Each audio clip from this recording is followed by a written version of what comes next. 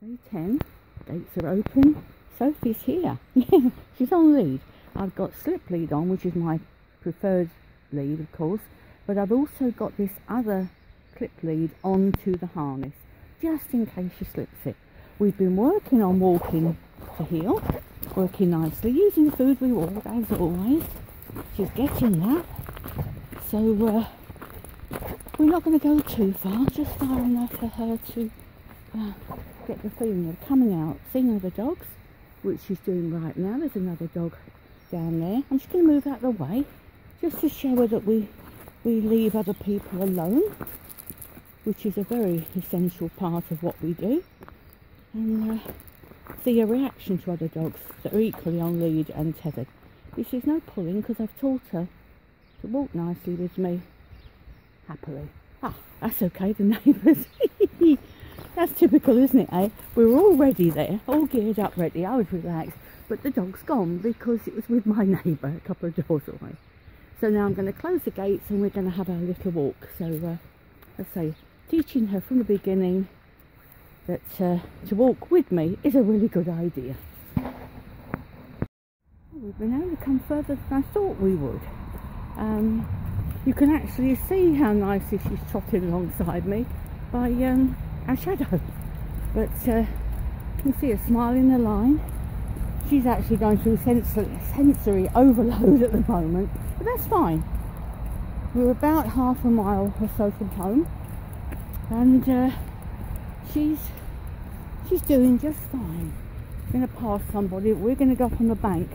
2 reasons: A, to avoid them for her point of view, but also with social distancing. So on we go. Good girl. I've just stopped for a minute because I just wanted to take things in. You'll notice also that I've got this lead looped around my arm. That's so as if for any reason she got free, I can't lose the lead. I also wanted to see that other people are not a danger. We've got a gentleman going past there on the bike. She's not sure, but I just keep wanting her to know that I'm her safety zone. And so, yep, she's coming with me without any invitation, without any sort of cue. So that's great, that's great. So we've got more fishermen here and the swans, and Sophie having to take all this in.